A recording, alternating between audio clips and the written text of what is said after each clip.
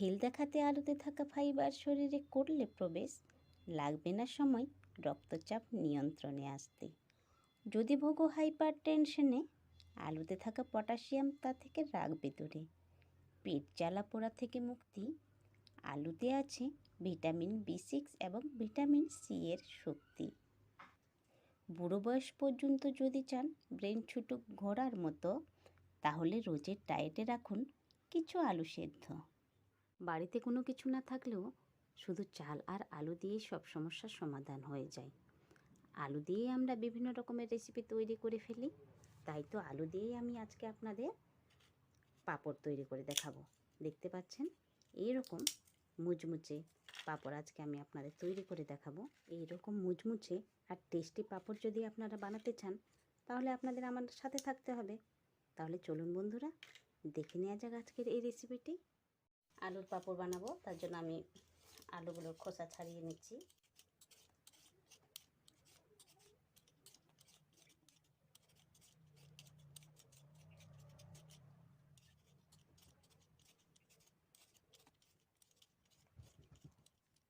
খোসা ছাড়িয়ে নেওয়া হয়ে গেছে।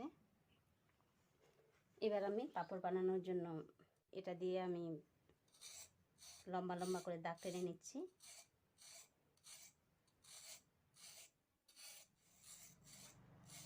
এরকম লম্বা লম্বা করে দাগ টেনে নিলে আলুটা পাঁপড় বানানোর সময় খুব সুন্দর একটা ডিজাইন আসবে, দেখতেও ভালো লাগবে পাঁপড়গুলো। এবারে আমি একটা নাইফের সাহায্যে গোল গোল করে কেটে নেব।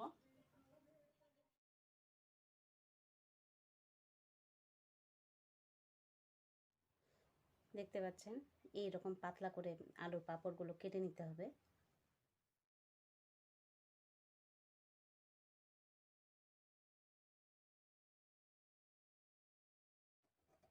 আরও একটি আলুর পাঁপড় আমি আপনাদের কেটে দেখাচ্ছি। এই আলুর খোসা ছাড়িয়ে নিয়েছি, তবে আমি এই আলুর গায়ে কোনো দাগ টানবো না। এভাবেই আলুটা পাঁপড় কেটে নেব।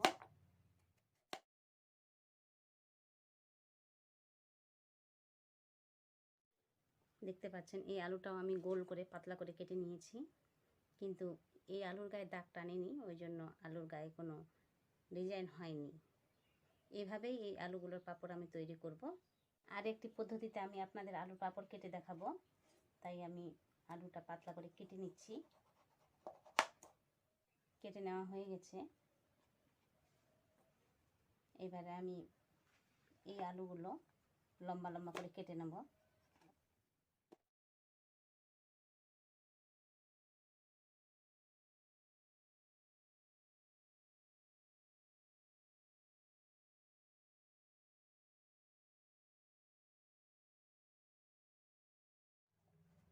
এইরকমভাবে আলু ভাজার মতো কেটে নিলাম। একইভাবে আমি সব আলুগুলো কেটে নেব। আজকে আমি আপনাদের প্রথমেই বলেছিলাম 2 রকম পাঁপড় করে দেখাবো, তাই একরকম হচ্ছে আলু ভাজার মতো পাঁপড় আর একরকম হচ্ছে গোল করে কেটে নেওয়া পাঁপড়। এই 2 রকমভাবে আলুগুলো আমি সব কেটে নেব। সব আলু কেটে নেওয়া হয়ে গেছে। আলুগুলো এবারে আমি জল দিয়ে ভালো করে ধুয়ে নেব। আলুগুলো আমি ভালোভাবে ধুয়ে নিয়েছি, আর হাঁড়ির মধ্যে আমি আলুর সাথে জল দিয়ে দিয়েছি। জলগুলো এমনভাবে দিয়েছি যেন আলুগুলো ডুবে থাকে। এবার আমি এর মধ্যে দিয়ে দেব 1 চামচ লবণ। আপনারা চাইলে লবণ নাও দিতে পারেন, তবে লবণ দিলে পাঁপড়গুলো খেতে কিন্তু দারুণ লাগবে। এবারে আমি জলগুলো ফুটিয়ে নেব। জল বলক উঠে গেছে, তাই আমি নেড়ে দেব।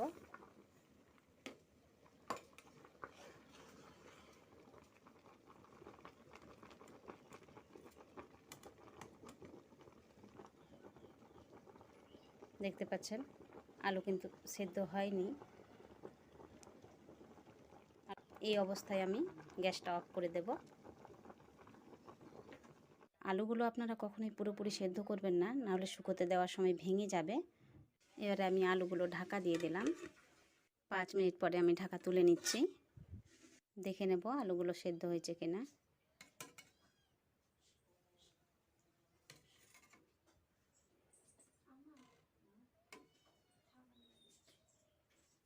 সেদ্ধ হয়ে গেছে আলুগুলো, তাই আমি একটা স্ট্রেনারের সাহায্যে জলগুলো ঝরিয়ে নিয়ে আলুগুলো শুকোতে দেব।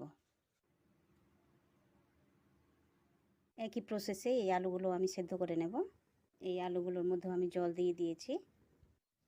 এর মধ্যে আমি 1 চামচ লবণ দিয়ে দেব। এবার জলগুলো ফুটিয়ে নেব। জল ফুটে গেছে, তাই অফ করে দিচ্ছি।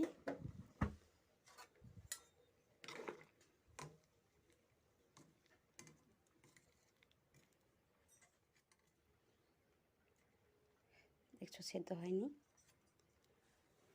এই পাঁপড়গুলো আমি 5 মিনিট ঢাকা দিয়ে রেখে দেব। রোদ্রের মধ্যে আমি একটা প্লাস্টিক পেতে দিয়েছি। প্লাস্টিকের মধ্যে পাঁপড়গুলো শুকোতে দেব। প্রচণ্ড রৌদ্র উঠেছে, থাকা যাচ্ছে না এখানে, তাই খুব তাড়াতাড়ি পাঁপড়গুলো শুকাতে দিচ্ছি।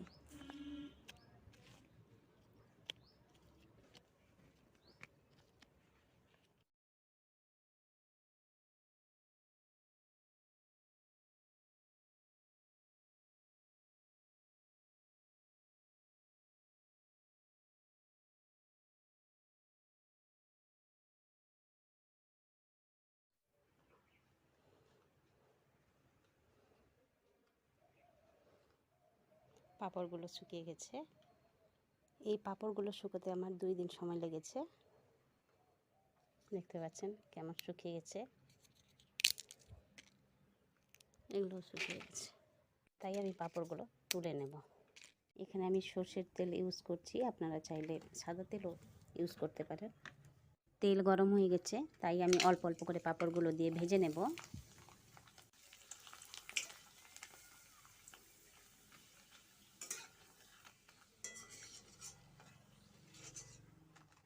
দেখতে পাচ্ছেন পাঁপড়গুলো কি সুন্দরভাবে ভাজা হচ্ছে।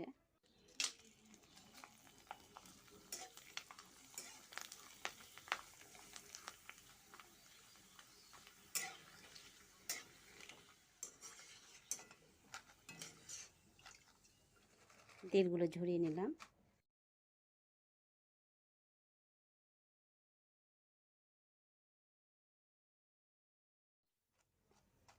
এই পাঁপড়গুলো আমি ডিজাইন করে কেটেছিলাম, তাই দেখতে পাচ্ছেন আপনারা কি সুন্দর ডিজাইন এসেছে পাঁপড়গুলো ভাজার পর।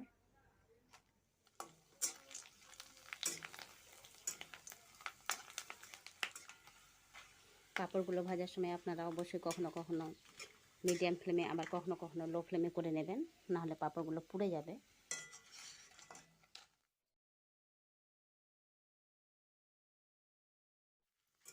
লম্বা করে আলুগুলো কেটেছিলাম, তাই দেখতে পাচ্ছেন কি সুন্দরভাবে আলু ভাজার মতো পাঁপড়গুলো হয়েছে।